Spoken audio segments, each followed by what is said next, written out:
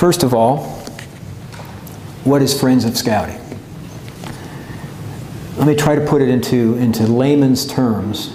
All of us have occupations. All of us have key clients. All of us have, if we're salespeople, we have key accounts that we know if they go away, we're in big trouble. Okay? Friends of Scouting is the foundation. It's the most important, the largest single source of income that the Boy Scouts receive. The Utah National Parks Council is a nonprofit corporation along with 307 other councils across the country. We span from the point of the mountain, Lehigh, all the way down to the parts of Arizona, and I mean all of southern Utah, parts of Nevada and Arizona. It's one of the largest physical councils in the country, and we are the largest council in number of units, and one of the top 3 councils in total youth. So right here in Utah, we have the largest per capita concentration of scouts in the world. And the most important funding source, and the source for which we're talking about tonight, is Friends of Scouting. If you were to draw a pie chart of income sources, it's about 48% of our income. Okay, almost half. The other parts of the chart would include camping, income from camping. We have several camps. You've got Thunder Ridge here close, one of a dozen camps or so that we have. We've opened up a new one this year, Camp Typhy, because we're so full in our other camps. Activities, money, income generated from activities. Investment is one of those pieces of pie. The trading post, things we sell at the trading post. Special events, we generate some income from the rent from the scout shops. The National Scout shops pay us rent to use our facilities. So essentially those 6 or 7 things is our income source. We receive no government funds. We receive no money from the United Way. So Friends of Scouting is critical. And when we do Friends of Scouting, we need to think big picture. We're here in Cedar City. And I've lived in rural areas apart from the headquarters.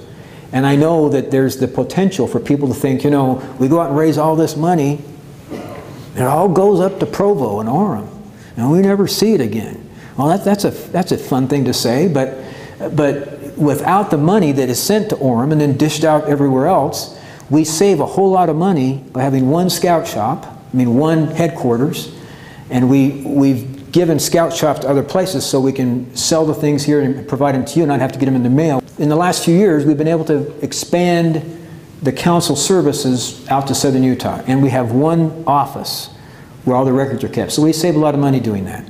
Friends of Scouting supports the professional staff, it supports the development of camps, it supports the recognition, the buildings, all the infrastructure. Scouting as we know it in Utah County and in Utah Valley and in all of southern Utah would not exist as we know it today without Friends of Scouting. You look at some other countries, take England as an example. England is only serving 2% of their youth in scouting. We're serving nationwide about a quarter of our youth, 25%. So 12 times higher. What's the difference? We have professionals here. England, very few, almost no professional staff. What professionals do during the day while we're at work is further scouting. While we're out doing our job, we come home and put on our uniform and go to a scout meeting. We're unaware of what was happening during those 8 to 10 hours we were at work. Where professionals do it full time, they're creating the infrastructure, keeping scouting alive so that we can enjoy that as a volunteer. I teach fundraising at BYU. I'm the professor on campus that teaches fundraising. And having done it for 25 years professionally in my life, I've learned kind of a paradoxical thing. That when times are tough, and we're in tough times, successful nonprofits make it. Some of them even thrive. Less successful nonprofits who are reliant on maybe only one source, grant writing or others, don't do very well. And we hear stories in the news of some nonprofits that are really struggling because they had all of their marbles into government grants. Because we have several different sources of income, and because we have blocking and tackling, where we're teaching people how to do it, we've been able to survive and thrive. And we know it's a tough environment.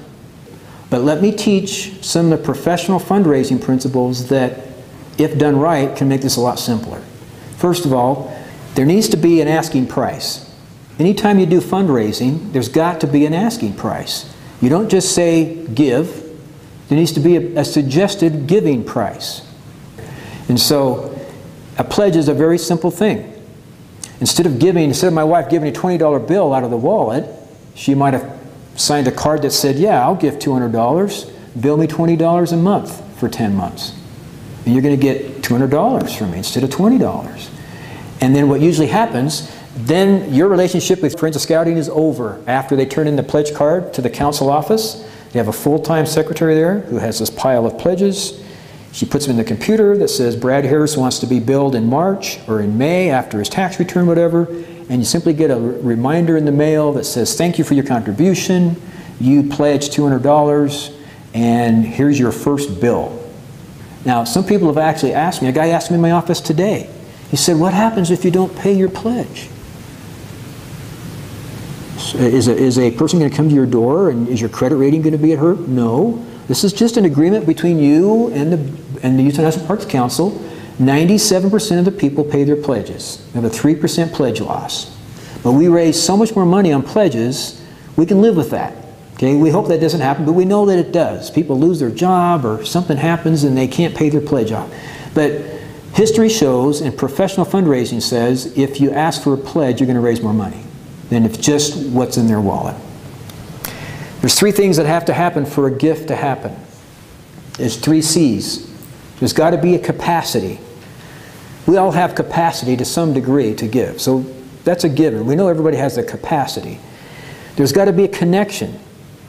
There's got to be a connection between you, the potential giver, and what they're asking you to give to. We all have a connection to some degree with the Boy Scouts of America, some stronger than others. So we figure that that's somewhere in place. What was missing was, the third thing is concern. You got to have a connection strong enough to where you feel a concern for that organization where you're going to give to them. That's where the pitch comes in. With the right approach to Friends of Scouting, it will help generate concern, or you already have the concern, to generate what your gift is. We use the following as kind of a model of how we ask people to give. You give based on your belief, your connection to Scouting, and your financial ability. So it's really based on your connection and your capacity. And that will determine how much you give. But there's got to be an asking price. The pledge card is a great improvement over what we've done in the past. It has a place, it even has numbers. Number 1, put in the district, your name, address, and so on. Number 2, here's a choice of, here's giving levels. 200, 300, 500, 800,000, or I want a coin, or I do not want a coin. Some people say I don't want any of my money to be spent on recognition. That's fine. Or we have different options down here. And there's even a place to put in other. So there's an asking price here. Most people, when asked, will simply check the box of what they're asked to do. And then we give them the chance to pledge if they want. Method of payment, pledge now. You'll simply get an invoice from the council office. Or I'm going to get some cash now and some later. Or there's electronic transaction where you put your voided check with this and they'll take out what you say every month out of your paycheck or out of your checking account. You can even do American Express MasterCard. You sign it, email address, and they put that on there if they need to follow up with you in case there's a wrong number or something. Then you say, how do I desire to pay? One payment, monthly, quarterly, or whatever, and a start date. And they'll simply abide by what you put here. That really simplifies the giving process. And after you filled it out, you tear this off for your records because it is tax deductible. It's not the primary reason people give, by the way, is tax deductions. It's about the 5th reason. The number 1 reason people ask or give is because they were asked. Every study indicates that. I was asked to give. Some people, after giving, don't even remember what the institution was. They remember who asked them. We've also created this little brochure, which can help you in the pitch. It's pictures of boys, President Monson in the middle, and some quotes. And in the very back is a quote from Elder Peterson that I thought is appropriate for tonight.